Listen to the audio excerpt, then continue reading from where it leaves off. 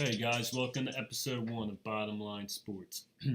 I'm your host, Ryan Liney. I will be releasing new content every Monday at 6 p.m. So when I upload it to my YouTube channel, I'll be sure to update you guys through Instagram. Just click the link in my bio and I'll take you right there. Today I'll be doing a recap of the biggest signings of NBA free agency so far and giving my personal opinions on them. So let's get started. First off, let's talk about LeBron. So just last week, LeBron and the LA Lakers agreed to a 4-year deal worth $153.3 million. I wasn't really surprised by this move because all throughout this past NBA season, many people predicted this would happen if he were to leave Cleveland again. Personally, I thought this was a pretty good move because I feel like it was more of a decision based on what's best for him and his family moving forward in their lives and not so much of a basketball decision. And it's been said that youth basketball is very competitive out in California, which is great for LeBron's two sons as they have already shown that they are following in their father's footsteps to become an NBA superstar. So overall, I thought this was a smart move by LeBron, and I was pretty happy with it. So now I'm going to talk about the players who just signed with the Lakers after LeBron. So far, the players that signed are Rajon Rondo, Lance Stevenson, and JaVale McGee. I think these were great additions to the Lakers' young roster, as all three of these players are veterans with much experience, especially in the playoffs. Rajon Rondo, he's a veteran point guard with a one championship under his belt, as well as a few All-Star appearances. Many NBA players and analysts have praised him for his high basketball IQ and his playmaking ability. I think he can be a mentor for the younger players on the Lakers like Lonzo Ball, who was just drafted coming off his first year in the league. He's a point guard, and just recently Rajon Rondo actually praised Lonzo for his IQ. So, with Lonzo playing with a player of Rondo's caliber with his great basketball IQ, that's definitely going to be great for him. Also, Lance Stevenson, who's another veteran who's played in the playoffs many times, and he's even won against LeBron several times as a member of the Indiana Pacers, even getting into it with them a few times. Lance is a player with a tough mindset. He's a great contributor on both ends, and he's known to be very efficient offensively. He's also a tough defender that puts pressure on wing players, which would be great for the Lakers as they're already a solid defensive team.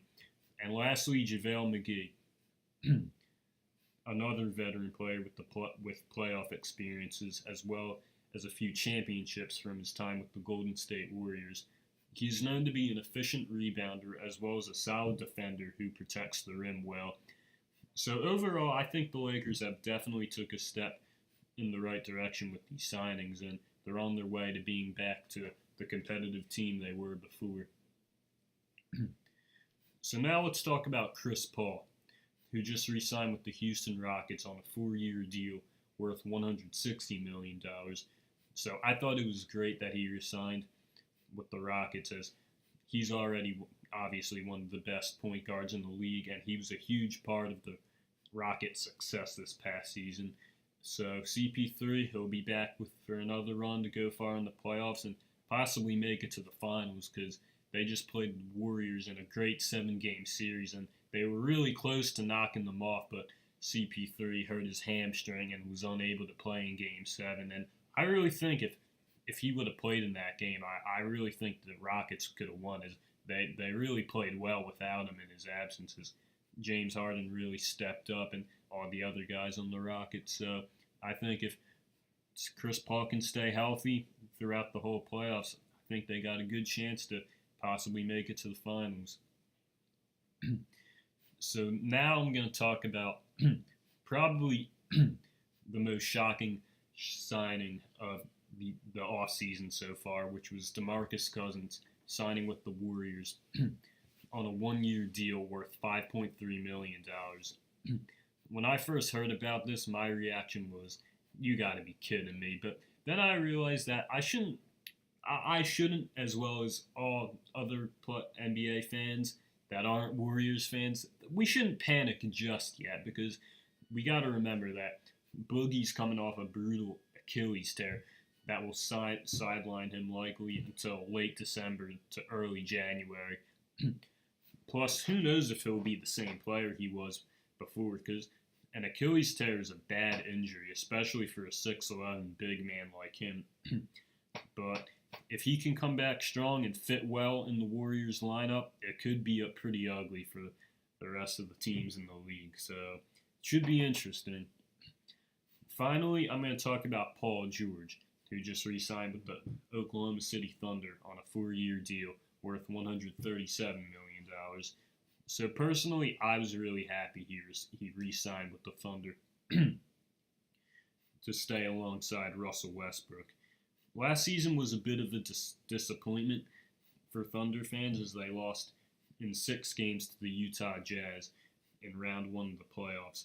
But even though the Thunder came up short in the playoffs, they really played well in the regular season, showing teams and all fans throughout the league what they can be like when they're at their best. So I'm happy he's staying to come back and be competitive and hopefully be better than they were last year and make it far and further in the playoffs.